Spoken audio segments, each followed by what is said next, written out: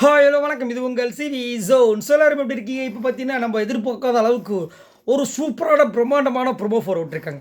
என்னங்க இது என்னங்க இது அப்படின்ற மாதிரி இருக்குது.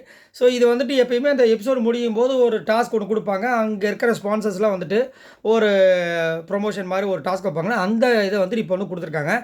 அதுலேயுமே நம்மளுடையன்னு சொன்னாவே வந்து டென்ஷன் ஆகிறாங்க ஒரு சில பேர். பட் இருந்தாலும் நம்மளுடைய பாய்ஸ் அணி வந்து வின் பண்ணியிருக்காங்க சூப்பராக. என்னென்னா இந்த ஆட்டம்ஸ்பர்க் அவங்க வந்துட்டு இங்கே ஸ்பான்சர்ஷிப் இல்லையா, அவங்க சார்பாக வந்துட்டு ஒரு ப்ரொவிஷன் மாதிரி ப்ரொமோஷனல் இது மாதிரி வந்துட்டு ஒரு டாஸ்க் வைக்கிறாங்க.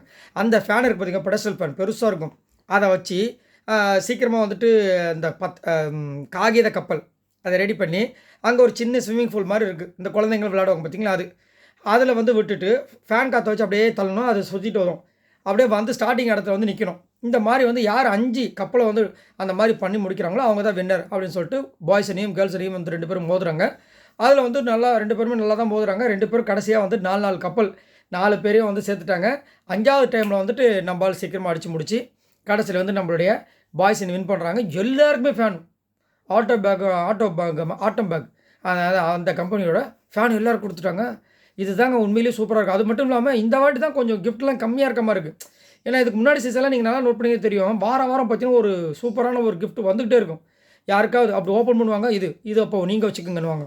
இது இப்போ தான் ஃப்ரிட்ஜி, டிவி, வாஷிங் மிஷின்லாம் வரும். பட் இந்த வாட்டிலாம் அந்த இதெல்லாம் வரல. இப்போ தான் ஃபர்ஸ்ட் டைம் இந்த ஆட்டம்பர்க் அப்படின்றது எல்லாருக்குமே வந்து கொடுத்துருக்காங்க. சரி, நீங்கள் உங்களோட கமெண்ட்ஸை சொல்லுங்கள். அது மட்டும் இல்லாமல் இந்த ராஜாராணி டாஸ்க் இங்கே பேசும்போது முடிஞ்ச மாதிரி தெரியுது. பிக் பாஸை டென்ஷன் ஆகிட்டு முடிச்சு விட்டாரான்னு தெரியல. ஸோ இந்த அரியணை யார் ஏற போகிறாங்கன்ற விஷயங்களும் தெரியல. எனக்கு தெரிஞ்சு இன்றைக்கி முடிச்சுருவாங்க. ஏன்னா நாளைக்கு வெள்ளிக்கிழமை அந்த மாதிரிலாம் இருக்காது. ஏன்னா பெஸ்ட்டு ஃபஸ்ட்டு இந்த மாதிரி விஷயங்கள்லாம் போயிட்டுருக்கோம். அதுக்கப்புறம் வந்துட்டு யார் வெளியே போக போகிறாங்கன்ற விஷயங்கள் எல்லாம் பயங்கரமாக போகும்.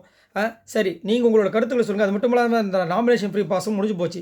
சப்போஸ் அந்த 2வது ரவுண்டு வந்துட்டு மேபி பாய்ஸ் தோற்று வந்தாங்கன்னா 3வது ரவுண்டு இன்றைக்கி ஒன்று வச்சுருப்பாங்க. பட் அது இல்லாத காரணத்தினால இந்த ஆட்டோபர்க் அப்படின்ற ஒரு விஷயத்தை வந்து வச்சாங்களான்றது தெரியல. சரி, நீங்கள் உங்களோட கமெண்ட்ஸ் சொல்லுங்கள். அது மட்டும் இல்லாமல் உங்களுக்கு இந்த ராஜாராணி டாஸ்க் எப்படி போயிட்டுருக்கு? ஜாலியாக போதா, ஃபன்னாக போதா, இல்லை மொக்கையாக போதா? மறக்காமல் கமெண்ட்ஸ் பண்ணுங்கள். இந்த வீடியோக்கு லைக் தட்டி விடுங்க. மறக்காமல் நம்மளோட சேனலை சப்ஸ்கிரைப் பண்ணுங்கள். பாய் நண்பர்களே.